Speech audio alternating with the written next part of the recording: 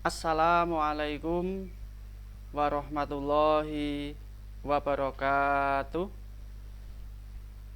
Bismillahirrahmanirrahim. Alhamdulillahirabbil alamin. Wabihi nasta'inu ala umuri dunya waddin wa ala alihi wa ashabihi ajma'in. Amma ba'du.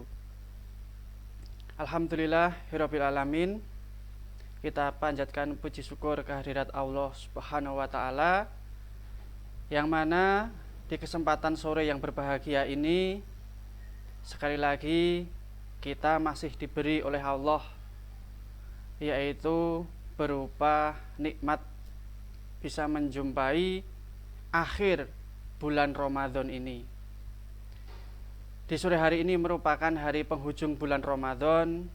Insya Allah, kalau sudah ditetapkan oleh pemerintah, keesokan harinya maka sudah selesailah bulan Ramadan, terhitung dari sejak awal Ramadan sampai dengan akhir Ramadan. Kita masih diberi kesempatan oleh Allah, merupakan nikmat yang luar biasa. Dan juga kita diberi oleh Allah yaitu kesehatan. Kita diberi oleh Allah yaitu kesempatan. Diberi oleh Allah keimanan dan keislaman. Alhamdulillah, itu merupakan suatu nikmat yang luar biasa, tiada bandingannya di dunia ini. Karena nanti hasilnya adalah kita mendapatkan hidayah Allah, kita nanti akan mendapatkan surga Allah Subhanahu wa taala. Amin ya rabbal alamin. Sholawat serta salam semoga tetap tercurahkan ke junjungan Nabi kita Muhammad sallallahu alaihi wasallam. Mudah-mudahan kelak di yaumil qiyamah nanti, yaumil akhir, kita mendapatkan syafaat dari baginda Rasulullah sallallahu alaihi wasallam. Amin ya rabbal alamin. Bapak Ibu dan anak-anakku semuanya, khususnya anakku siswa-siswi SD ITA Abu Ja'far yang dirahmati oleh Allah Subhanahu wa taala. Kaum muslimin yang dirahmati oleh Allah Subhanahu wa taala. Tidak terasa waktu begitu cepat. Waktu telah usai dan berlalu. Kita menjajaki bulan Ramadan. Hari demi hari, jam demi jam, menit demi menit, detik demi detik, sehingga akhirnya kita di penghujung bulan Ramadan ini, yang insya Allah nanti sudah akan ditetapkan oleh pemerintah melalui sidang isbat, yaitu menetapkan 1 Syawal 1442 Hijriyah. Kita nantikan keputusannya. Sebelumnya, marilah kita selalu senantiasa tidak ada henti-hentinya selalu mengucapkan syukur alhamdulillahirabbil alamin. Di kesempatan yang berbahagia ini, izinkanlah kami menyampaikan sedikit, yaitu berkaitan dengan evaluasi di dalam bulan Ramadan selama kita mengamalkan pengamalan di dalam bulan Ramadan.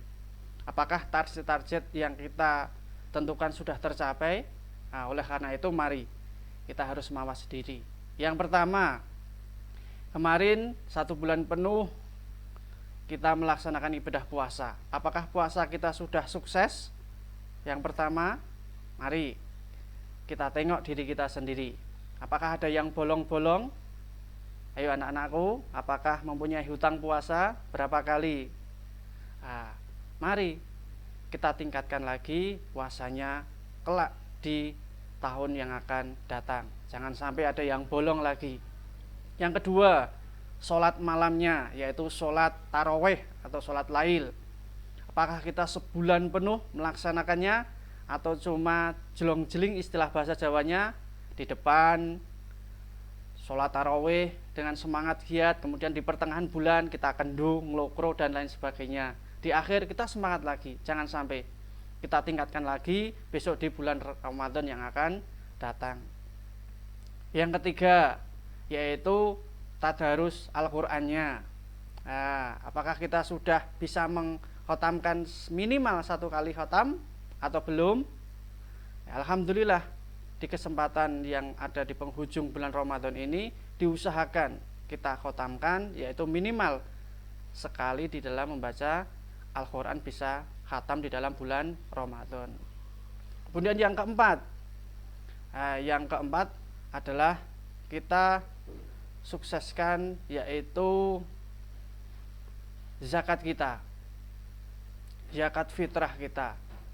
Karena apa? Karena zakat fitrah itu merupakan suatu kewajiban bagi kaum muslimin. Mari kepada bapak-bapak, ibu-ibu semuanya, kita pilihkan keluarga kita supaya bisa melaksanakan kewajiban, yaitu untuk menunaikan zakat fitrah. Dari sebuah hadis diriwayatkan, yaitu tentang zakat fitrah itu merupakan suatu kewajiban. An Ibnu Umar radhiyallahu anhu qala farada Rasulullah sallallahu alaihi wasallam zakatul fitri so'an min tamrin aw so'an min sa'irin ala abdi wal hurri wal dzakari wal untha was shaghir wal kabir minal muslimin wa amara biha an tu'adda qabla khurujin nasi ilas shalah. Rawahu Bukhari. Dari Abdullah bin Umar radhiyallahu anhu berkata, Rasulullah sallallahu alaihi wasallam mewajibkan zakat fitrah 1 sok dari kurma atau 1 sok dari gandum bagi setiap hamba sahaya. Dimaksudnya yaitu budak, yaitu pada zamannya Rasulullah, maupun yang merdeka, baik laki-laki maupun perempuan, yang kecil maupun yang besar dari kaum muslimin. Berarti setiap orang muslim itu wajib untuk mengeluarkan zakat fitrah. Monggo Bapak Ibu semuanya, kita cek kembali apakah keluarga kita sudah menunaikan zakat fitrah, karena ini merupakan penghujung di bulan Ramadan. Jangan sampai kita telat, yaitu zakat fitrah kepada panitia zakat atau amil zakat. Jangan sampai kita telat menyerahkannya, jangan sampai terlambat kita menyerahkannya kepada amil zakat tersebut. Zakat fitrah itu diserahkan yaitu sebelum kita keluar untuk menuju tempat sholat Idul Fitri. Dan beliau memerintahkan agar menunaikannya sebelum orang-orang berangkat untuk sholat Id, yaitu sholat hari raya Idul Fitri. An Ibnu Abbas radhiyallahu anhuma qala farada Rasulullah sallallahu alaihi wasallam zakatul fitri tahratul lis-shaimi minallahwi warrifati wa tu'mata lil masakin wa man addaha qabla sholati fahiya zakatu maqbulatun wa man addaha ba'da sholati fahiya shadaqatun minas shadaqat. Rawi Abi Dawud. Dari Ibnu Abbas radhiyallahu anhu berkata, Rasulullah sallallahu alaihi wasallam telah mewajibkan untuk mengeluarkan zakat fitrah. Kita diwajibkan untuk mengeluarkan zakat fitrah. Tujuannya apa? Sebagai pensuci bagi orang yang berpuasa dari perbuatan yang tidak bermanfaat dan kotor, serta sebagai pemberian makan bagi orang-orang miskin. Barang siapa yang mengeluarkannya sebelum melaksanakan sholat Id, kita memberikannya. Kemudian sebelum sholat Id, maka itulah yang dinamakan zakat fitrah yang diterima. Sedangkan barang siapa yang mengeluarkannya setelah pelaksanaan sholat Id, sholat hari raya Idul Fitri, maka itu merupakan sodakoh dari beberapa sodakoh yang biasa. Oleh karena itu, mari sekali lagi di sini kami mengingatkan Bapak Ibu semuanya, bagi keluarga panjenengan yang belum menunaikan atau melaksanakan zakat fitrah, mumpung masih ada kesempatan di penghujung bulan Ramadan ini. Oleh karena itu, segera diserahkan kepada amil zakat atau panitia zakat fitrah.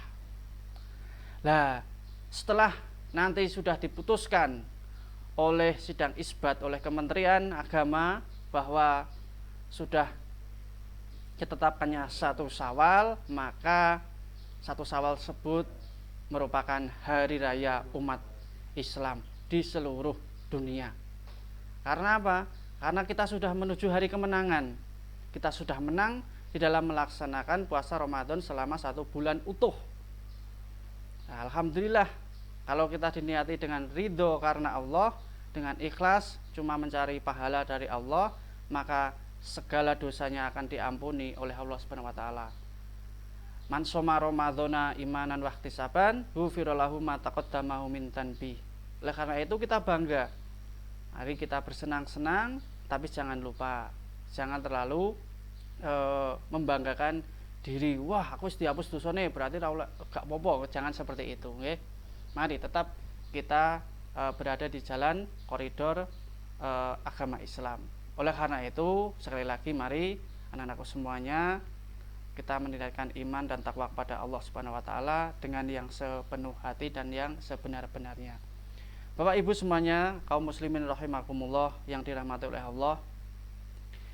Di dalam menyikapi hari raya Idul Fitri, tidak lain itu ada sunnah yang disunahkan oleh Rasulullah, yaitu apabila besok sudah ditetapkan 1 Syawal 1442 Hijriah, maka paginya kita melaksanakan sholat Idul Fitri. Itu ada sunnahnya, yaitu An Anas radhiyallahu anhu qala kana nabiyyu sallallahu alaihi wasallam la yaghdhu yaumal fitri hatta yaqula mawaratin wa yaquluhunna witron, rawahu Bukhari.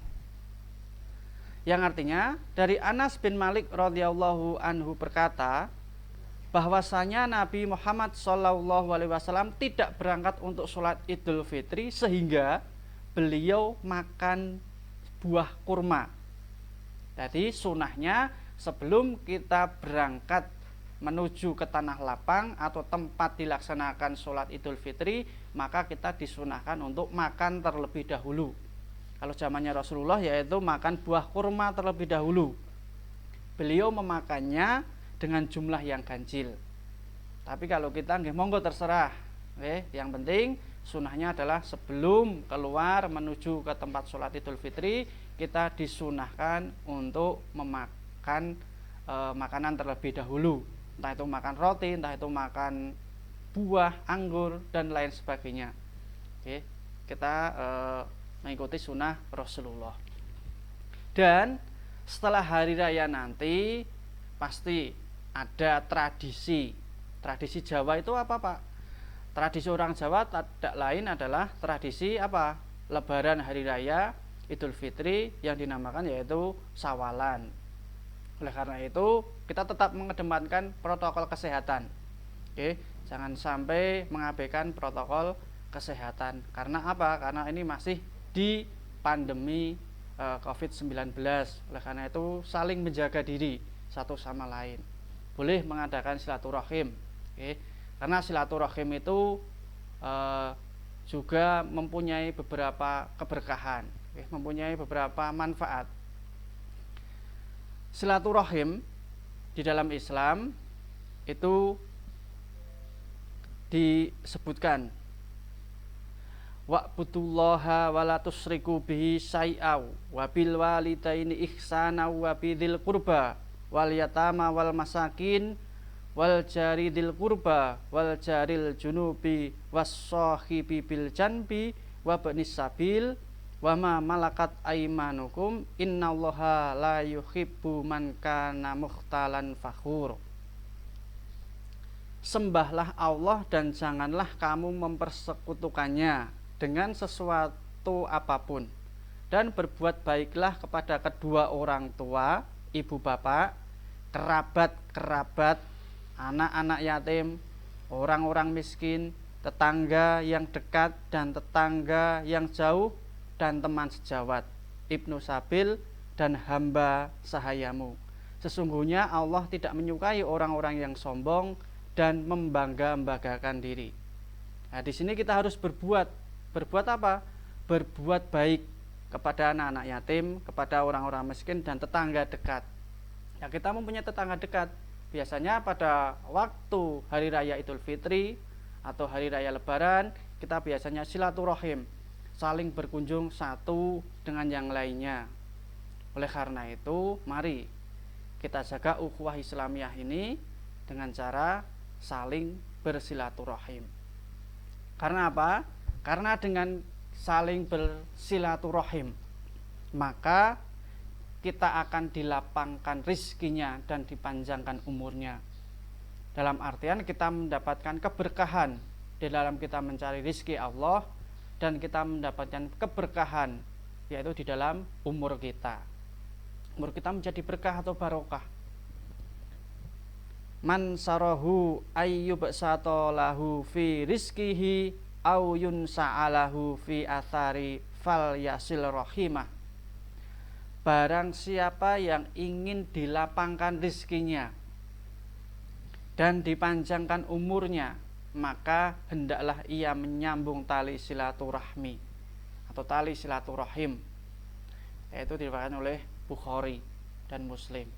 Mari Bapak Ibu semuanya, anak-anakku semuanya, pangapunten kepada Bapak Ibu, mari silaturahim ini kita perkenalkan kepada putra-putri kita sejak dini, supaya mengetahui nasab dari keturunan ahli waris kita semuanya.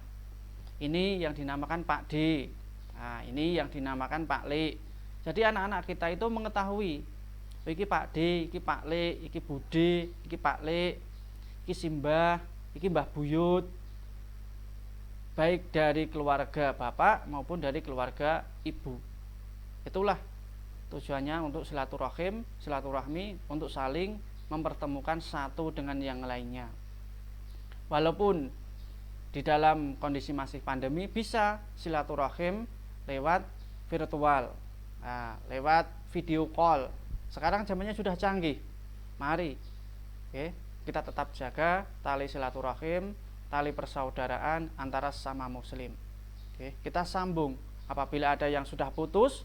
Nah, ini terutama Bapak Ibu semuanya, biasanya yen wis Mbak Buyut apa Mbak sampun sedo, kalau sudah meninggal biasanya sudah putus, tidak mau nyambung lagi. Nah, itu tidak benar.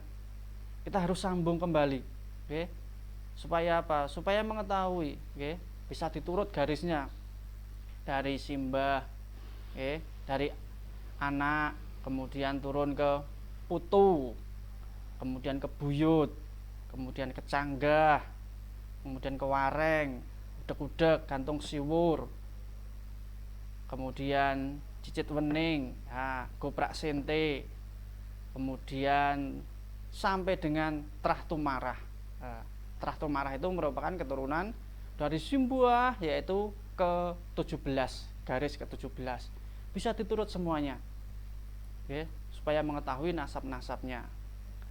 Mari, kemudian di samping dilapangkan rezekinya, kemudian dipanjangkan umurnya, dalam silaturahim kita juga akan disediakan oleh surga, disediakan surga oleh Allah, disediakan surga.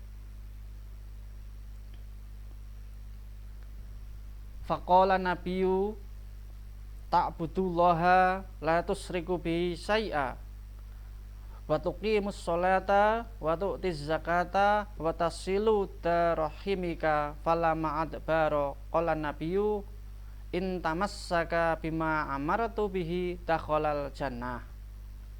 Itulah, kita akan disediakan surga.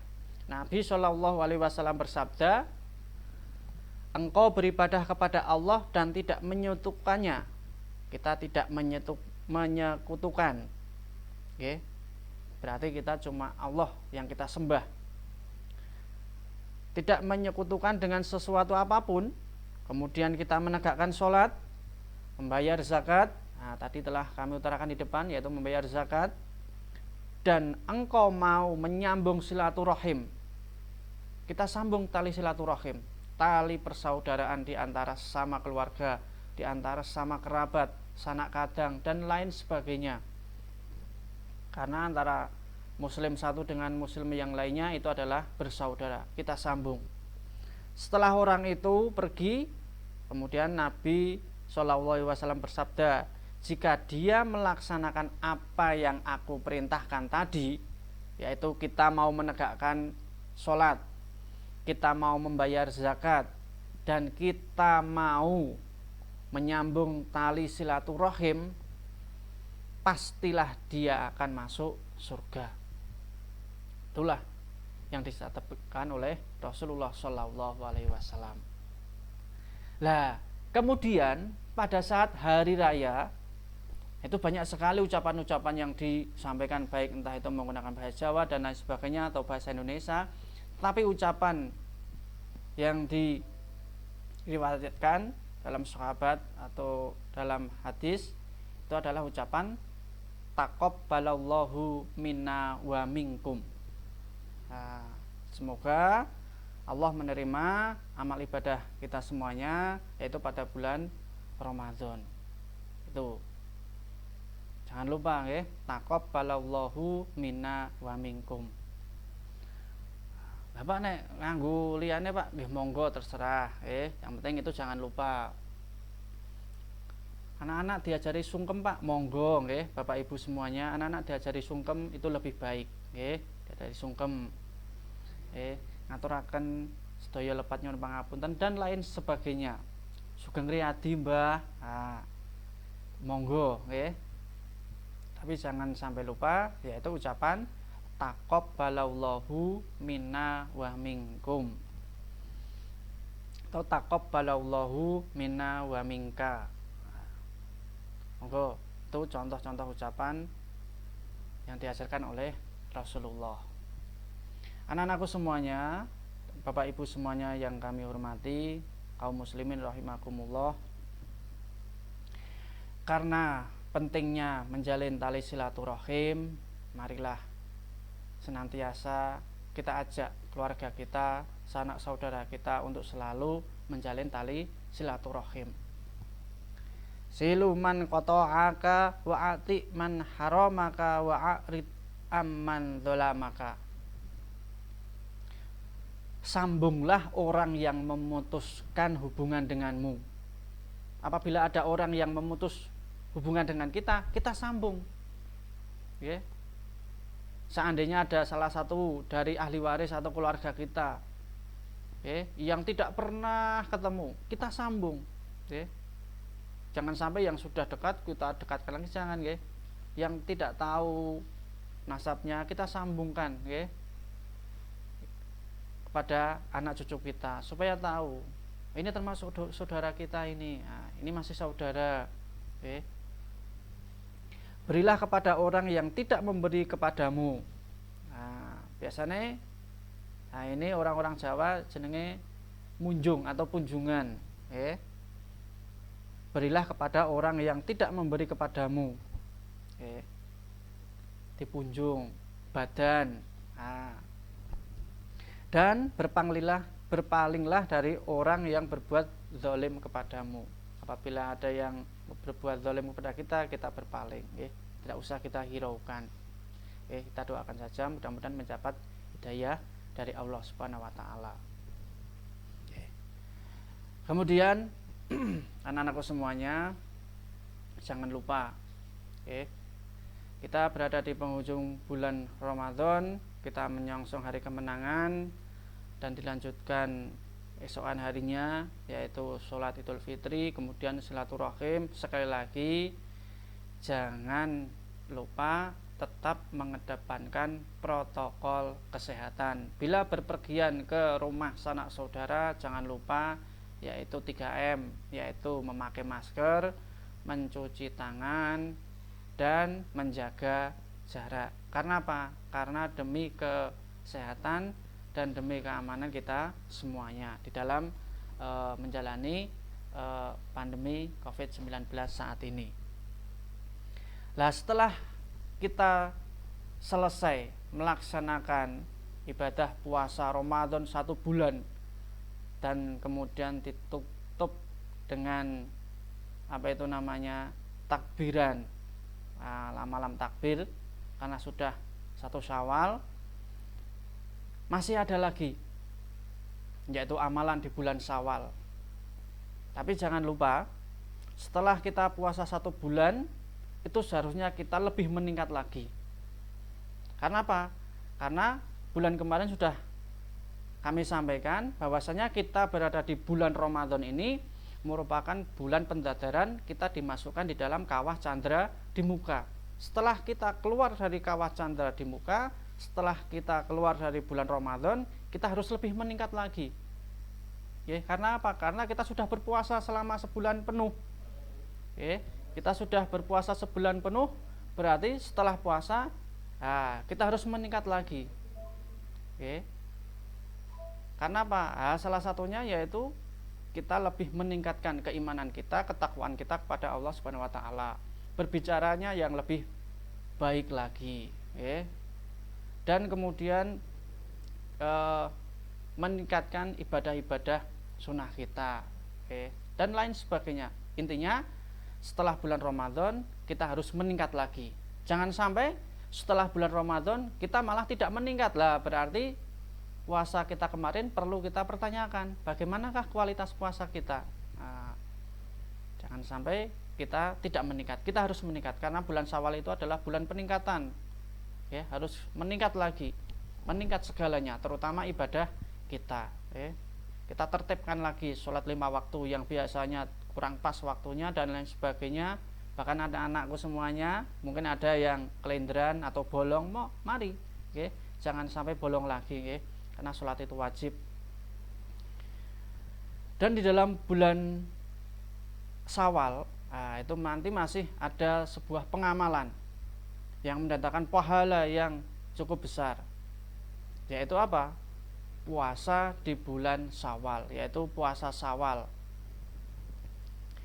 An Abi Ayyuba Al-Ansari radhiyallahu anhu annahu hadatsahu anna Rasulullah sallallahu alaihi wasallam qala man soma ramadhana thumma atba'ahu sitan min Syawalin kana ka siyamid dahr. Itu diriwayatkan oleh Muslim.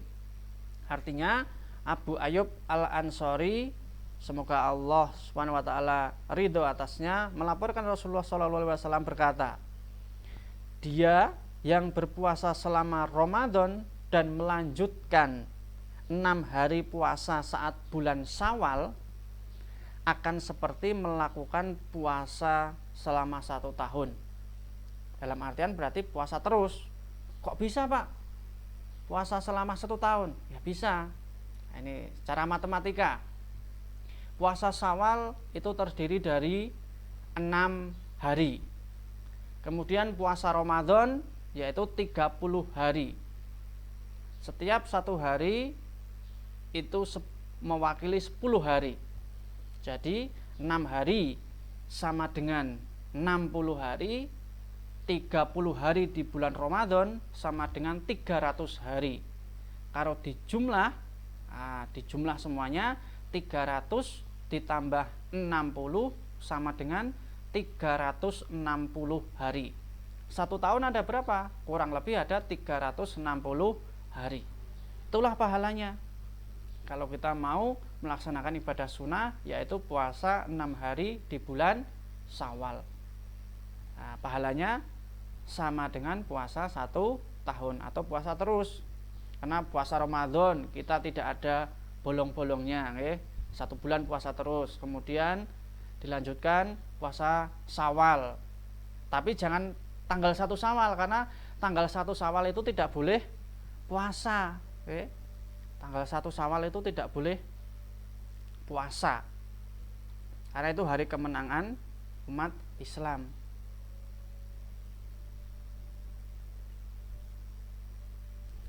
Mari anak-anakku semuanya, nanti di bulan Syawal kita lanjutkan lagi puasa 6 hari. Supaya apa? Supaya kita mendapatkan pahala tambahan lagi, yaitu sama dengan puasa selama 1 tahun atau puasa terus menerus. Mungkin itu yang bisa kami sampaikan. Sekali lagi selamat menunaikan berbuka puasa, dan selamat yaitu kami ucapkan 1 Syawal 1442 Hijriah. Taqabbalallahu minna wa minkum. Kepada Bapak Ibu Wali Murid SD Abu Ja'far, kami mewakili beliau Bapak Kepala Sekolah sore hari ini mengaturkan yaitu Sugeng Haryadi, selamat Hari Raya Idul Fitri. Apabila kami selama mendidik putra-putri panjenengan baik secara luring maupun daring, banyak sekali kesalahan-kesalahan yang kami sengaja maupun yang kami tidak sengaja, di bulan Syawal ini kami menghaturkan Sugeng Haryadi Taqabbalallahu minna wa minkum. Mudah-mudahan amal ibadah kita selama bulan Ramadan ini diterima oleh Allah Subhanahu wa taala dan mendapatkan pahala limpahan serta rahmatnya kepada kita semuanya. Dan minta maaf yang setulus-tulusnya apabila kami dalam mendidik putra-putri panjenengan kurang berkenan di hati panjenengan. Sekali lagi, selamat Hari Raya Idul Fitri 1 Syawal 1442 Hijriah. Terima kasih anak-anakku semuanya. Mudah-mudahan Allah selalu memberikan perlindungan kepada kita semuanya. Billahi taufik wal hidayah. Wassalamualaikum warahmatullahi wabarakatuh.